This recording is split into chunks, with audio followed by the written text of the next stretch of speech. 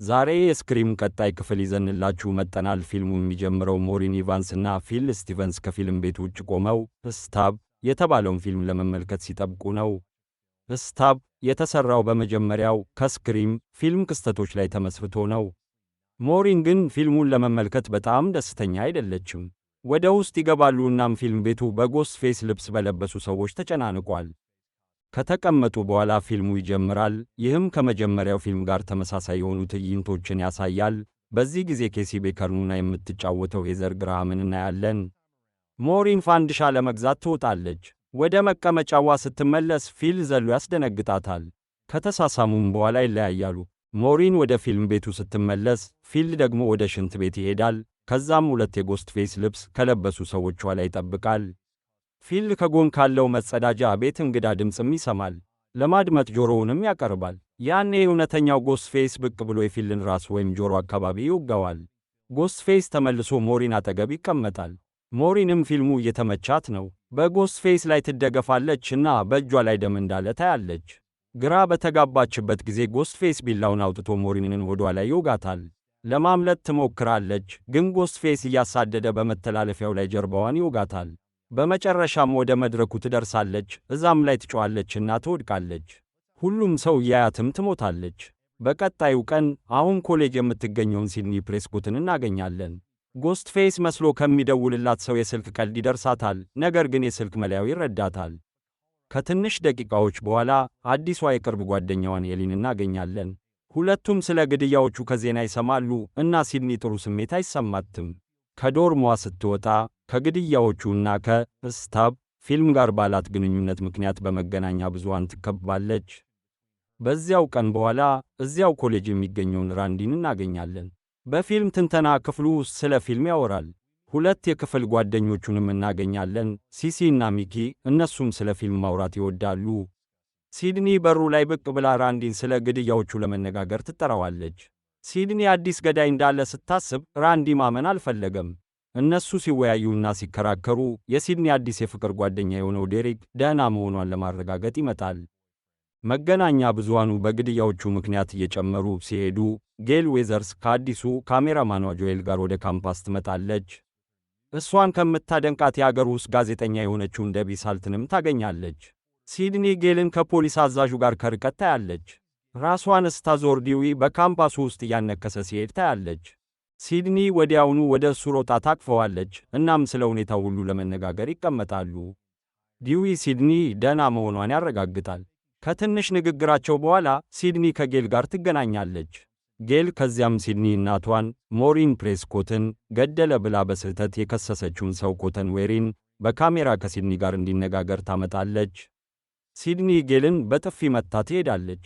ኮተን ይበሳጫል። ዝናውን ለማሳደግ የ10 ደቂቃ ቃለ መጠይቅ ይፈልጋል። ከትንሽ ደቂቃዎች በኋላ ጌል ዲዊን ታገኛለች። ዲም ጌልን እንደ በፊቱ አይወዳትም፣ ምክንያቱም እሷ በጻፈችው መጽሐፍ ውስጥ እሱን ባቀረበችበት መንገድ። በዚያው ምሽት ሲድኒ በትልቁ የኮሌጅ ቤት ድግስ ላይ ትገኛለች። በመንገድ ላይ ባለ ሌላ የሴት ተማሪዎች ማደሪያ ቤት ሲሲ ፊልም ትንተና እያየች ትገኛለች። ከጎስት ፌስ የስልክ ጥሪ ይደርሳታል። የምታውቀው ሰው የሆነው ቴድ መስሏት ነበር፣ ግን ከትንሽ ደቂቃዎች በኋላ የተለመደውን የጎስት ፌስ የግድያ አነጋገር ትሰማለች። ትጨነቃለችና ቤቱን ትፈትሻለች። ጓደኛዋ ዶም ዘላ ታስደነግጣታለች። እነሱ ሲወያዩ ጎስት ፌስ በፊት በር በኩል ይገባል። ዶኒም ትሄዳለች እና ሲሲ እንደገና ከጎስት ፌስ ጥሪ ይደርሳታል። ቤቷን በፍርሃት ስትዞር ከቆየች በኋላ ጎስት ፌስ ብቅ ብሎ ወደ ላይኛው ፎቅ ያሳድዳታል። በበረንዳም ላይ ያገኛታል፣ ይወጋታልና ወርውሮ ይጥላታል። ወደ ሲድኒ ወደ ነበረችበት የቤት ድግስ እንመለስ። ሁሉም ስለ ክስተቱ ይሰማሉና ለማየት ይሄዳሉ። ሁሉም ወደ ቦታው ሲሄዱ ሲድኒ ጃኬቷን ለማምጣት ወደ ውስጥ ትመለሳለች። የምታውቀው ድምፅ የስልክ ጥሪም ይደርሳታል። ስትዞር ጎስት ፌስ ሲያሳድዳት ታያለች። በቤቱ ውስጥ የማሳደድ ትዕይንት እናያለን። ሲድኒ በጀርባ በኩል ከዴሪክ ጋር ትጋጫለች እና እሱ ገዳዩን ለማግኘት ወደ ውስጥ ይሮጣል። ዲም በጓሮ በኩል ወደ ቤቱ ገብቶ ዴሪክን ያገኘዋል። ክንዱ ላይ ተወግቷል፣ ግን በሕይወት አለ።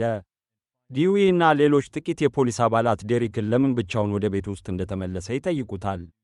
ግን ዴሪክ ራሱን በመከላከል ምንም ችግር የለበትም። በቀጣዩ ቀን ጌል እያንዳንዱ ተጎጂ የተገደሉበት ምክንያት ስማቸው ከቀደም ተጎጂዎች ጋር ስለሚመሳሰል እንደሆነ ተናገረች። የመጀመሪያውን የሚመስል ግድያ ለመድገም የሚሞክር ተመሳሳይ አይነት ገዳይ እንደሆነም ትናገራለች። በዚህ ምክንያት ሲድኒ እሷን ለመጠበቅ ጥቂት የግል መርማሪዎችን ይቀጠርላታል። በዚሁ ጊዜ ሲድኒ ከዴሪክ ጋር ትነጋገራለች። በመሠረቱ ለደህንነቱ ሲል ከእሷ እንዲርቅ ትነግረዋለች። ግን በእውነቱ እሱም ማመን ላይ ችግር አለበት። በዚያው ቀን በኋላ በምሳ ሰዓት ዴሪክ ፍቅሩን ለሲድኒ ለማረጋገጥ ይሞክራል። እወድሻለሁ ብዬ አስባለሁ በማለት በካፌቴሪያው በሙሉ ሰው ፊት እንግዳ በሆነ መንገድ ይዘፍናናል። ከዚያም የአንገት ሐብል ይሰጣታል። ይህም በወንድማማች ማኅበር አባላት ዘንድ ትልቅ ነገር እንደሆነ ይነገራል። በኋላ በዚያው ቀን ዲዊ እና ራንዲ ተገናኝተው ስለ ገዳዮቹ ማንነት ይወያያሉ። እንዲሁም ከስታብ ፊልም ላይ አንዱን ትዕይንት ይመለከታሉ። ሉክ ዊልሰን ቢሊ ሉሚስን እና ቶሪ ስፔሊንግ ሲድኒን ሲጫወቱባት። ሲድኒ በትምህርት ቤት ለተማሪዎች ትርኢቷ ልምምድ እያደረገች ሳለ በዙሪያዋ ባሉት ሰዎች ቡድን ውስጥ ጎስትፌስን ታያለች። እያየች ያለችው ቅዠት እንደሆነ ወይም እንዳልሆነ መለየት አትችልም፣ ግን ተጨንቃለች። ልምምዱንም ታስተጓጉላለች። ትንፋሽ ለመውሰድ ስትቆም ዴሪክ በሚያስገርም አጋጣሚ ብቅ ይላል። እሷም እንደገና ከእሷ እንዲርቅ ትነግረዋለች። በዚህ ጊዜ ግን በትክክል ትነግረዋለች። ካምፓስ ውስጥ ሲዝናና ራንዲ የጌልን ስልክ ያነሳል። ባልጠበቀው ሁኔታ ገዳዩ በሌላኛው መስመር ላይ ነው። ገዳዩ እነሱን ማየት እንደሚችልም ይናገራል። ስለዚህ ራንዲ ከእሱ ጋር ማውራቱን ይቀጥላል። ጌል እና ዲዊ ግን በካምፓሱ ዙሪያ እየሮጡ የሞባይል ስልኮችን የሚጠቀሙ ሰዎችን ያያሉ። ራንዲ በጌል መኪና አጠገብ ሲያልፍ ከኋላው ይጎተታል። ከገዳዩ ጋር ይታገላል፣ ግን በመጨረሻ ብዙ ጊዜ ይወጋል። ገዳዩም ያመልጣል እና ዲዊ እና ጌል የራንዲን አስከሬን ያገኛሉ። ቤተ መጻሕፍት ውስጥ ሲድኒ ኮምፒውተር እየተጠቀመች ነው። ከገዳዩ አስፈሪ መልእክትም ይደርሳታል። መርማሪዎቿም ወደ ሌላኛው የቤተ መጻሕፍት ክፍል ያዘዋውሯታል። መርማሪዎቹ ዙሪያውን እየፈተሹ ገዳዩን ይፈልጋሉ። ኮተን ዌሪ ከሲድኒ የኋላ ብቅ ብሎ ከእሷ ጋር በአንድ የዜና ፕሮግራም ላይ ቃለ መጠይቅ እንድታደርግ በግድ ይጠይቃል። መርማሪዎቹ ይህንን አይተው ኮተንን በዚያው ቦታ ይይዙታል። ወደ ፖሊስ ጣቢያ ወስደው ምንም ጥፋት የሌለበት ሰው መሆኑን ያስታውሳቸዋል። ምንም አይነት ማስረጃ ባለመኖሩ ሊለቁትም ይገደዳሉ። ሲወጣ ጋዜጠኞች ሁሉ ከበው ጥያቄ ይጠይቁታል። በሌላ በኩል ደቢ ሳልት ጌልን ትጠይቃለች፣ ግን ጌል መልስ ለመስጠት ፈቃደኛ አይደለችምና እንድትርቃት ትጮባታለች። ከጥቂት ጊዜ በኋላ የጌል አዲሱ ካሜራማን ጆኤል እንዳይገደል በመፍራት ሥራውን ይለቃል። ዲም ወደ ጌል ይመጣ እና ጆኤል የተዋቸውን ቴፖች ለማየት ያቅዳሉ። ገዳዩ በየትኛውም ቴፕ ውስጥ መኖር አለመኖሩን ለማየት ነበር። ከሥራ ሰዓት በኋላ ዩኒቨርሲቲ ውስጥ ሰርገው ገብተው ቴፖቹን በአዳራሹ ውስጥ ያያሉ። ቴፖቹን ይጭናሉ፣ ግን ምንም ማስረጃ ማግኘት አልቻሉም። ጌል ይቅርታ ታደርጋለች እና ሁለቱም መሳሳምና ትንሽ መቀራረብ ይጀምራሉ።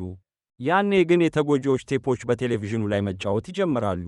በፕሮጀክተር ክፍሉ ውስጥ ጎስትፌስንም ያዩታል እና ዲው ያንን ሰው ለመያዝ እያነከሰ ይሄዳል። ክፍሉ ባዶ መሆኑን ለጌል ያረጋግጥላታል። ግን ገዳዩ ከኋላዋ ብቅ ይላል። ጌልም ትሮጣለች፣ ከዲም ትለያያለች እና ታጣዋለች። ራሷን ድምፅ በማያስተላልፍ መስታወት ባለው ክፍል ውስጥ ትቆልፋለች። ስትዞር ዲዊን ጀርባው ላይ ሲወጋ ታያለች። ገዳዩ ወደ ክፍሉ እንዳይገባ ለመከላከል በመደርደሪያ ላይ የነበሩትን ዕቃዎች ትገፋለች። ገዳዩ ግን ብዙም ሳይቆይ ይጠፋል። ከኮሌጁ ውጭ ሲድኒ ለደህንነት ሲባል ከክፍል ጓደኛዋና ከመርማሪዎቹ ጋር ስትሄድ ዴሪክን ትሰናበታለች። እነሱ ከሄዱ በኋላ ዴሪክ በወንድማማች ማኅበር ወንድሞቹ ታፍኖ ይወሰዳል። እነሱ የቡድን ምልክቶቹን ለሲድኒ በመስጠቱ ተበሳጭተዋል። ለሲድኒ ትርኢት በተዘጋጀው መድረክ ላይ ያስሩታልና የአልኮል መጠጥ ያጠጡታል። በመኪና ውስጥ ሲጓዙ መርማሪዎቹ በቀይ መብራት ይቆማሉ። ከኋላ ከተቀመጡት ሴቶች ጋር እየተቃለዱም ነበር። ጎስትፌስ በድንገት መጥቶ መርማሪ አንድሪውስን ጉሮሮውን ይቆርጠዋል። መርማሪ ሪቻርድስ ከመኪናው ወጥቶ ከጎስትፌስ ጋር ለመታገል ይሞክራል፣ ግን ይደበደባል። ሪቻርድስ ተመልሶ ተነስቶ ሽጉጡን ያነጣጥራል። ጎስትፌስ መኪናውን ወደ እሱ ይነዳዋል፣ ግን ሪቻርድስ የመኪናውን ኮፈን ይዞ ይቆያል። ጎስትፌስ መኪናውን ወደ ግንባታ ቦታ እስኪያጋጭ ድረስ የብረት ዘንግ በሪቻርድስ ጭንቅላት ውስጥ ገብቶ ይገድለዋል። ጎስትፌስ ንቃተ ሕሊናውን የሳተ ይመስላል። ይህ ለሲድኒና ሃሌ በእሱ ላይ አድርጎ ከመኪናው ለመውጣት ዕድል ይሰጣቸዋል። አንዴ ከወጡ በኋላ ሲድኒ ገዳዩ ማን እንደሆነ ለማወቅ እሱን መጋፈጥ አለብኝ ብላ ትወስናለች። ወደ መኪናው ስትመለስ ጎስትፌስ እንደሌለ ትመለከታለች። ግን ከጥቂት ሰከንዶች በኋላ ከሃሌ ኋላ ብቅ ብሎ ወግቶ ይገድላታል። ሲድኒ ሸሽታ ወደ ኮሌጁ ቲያትር ትገባለች።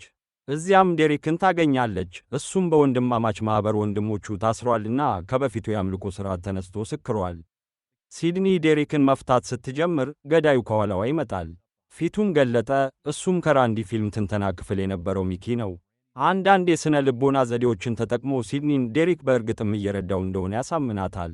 ሲድኒም ዴሪክን መፍታቷን ታቆማለች። እንደገና እሱን የማመን ችግር ይፈጠርባታል። ግን ሚኪ ዴሪክን ደረት ላይ ይተኩስበታል። ሚኪ ራሱን በፍርድ ቤት እንደሚከላከል ይናገራል። ፊልሞች ይህን ግድያ እንዲፈጽም እንዳደረጉትም ይናገራል። ሚኪ ሌላ ገዳይ እየረዳው እንዳለ ይጠቁማል። በመድረክ ላይ አንድ በር ይከፈታል እና ከዚያ ጌል ትወጣለች። አይ እሷ አይደለችም፣ ደቢ ሳልት ነች። እውነተኛ ስሟ ግን ሚስስ ሉሚስ ነው። እሷ የቢሊ እናት እንደሆነችና በቀል ብቻ እንደምትፈልግም እንረዳለን። ሚኪን ጥቂት ጊዜ ትተኩስበታለች። ሲወድቅ ሚኪ ጌልን ይመታታል። ሚስስ ሉሚስ ትገልጻለች። ፊልሞችን የመውቀስ ሐሳብ አስከፊ እንደሆነና ለሚኪ እንደማይጠቅምም ትናገራለች። ከዚያም ሚኪን ብቸኛ ገዳይ አድርጋ እንደምትቀርጸው ታወራለች። ያኔ ሲድኒ በተተው የብርጭቆ ጠርሙስ ጭንቅላቷ ላይ ትመታታለች። ሲድኒም ከበሩ ኋላ ሮጣ ትቆልፈዋለች። መድረክ ላይ ያሉትን ዕቃዎች በመጥረቢያ በመምታት እንዲወድቁም ታደርጋለች። ሚስስ ሉሚስን በሆነ የውሸት ግድግዳ ስር ትቀብራታለች። ሲድኒ ለማምለጥ ስትሞክር ሚስስ ሉሚስ ተመልሳም ትመጣለች። ልትወጋት ስትል ኮተን ዌሪ ከሽጉጥ ጋር ብቅ ይላል። ሽጉጡን ወደ እነሱ አነጣጥሮ ይዘዋል። ሚስስ ሉሚስ ኮተንን በሲድኒ ላይ ለማዞር ስትሞክር ሲድኒ የዜና ቃለ መጠይቁን ለማድረግ ትስማማለች።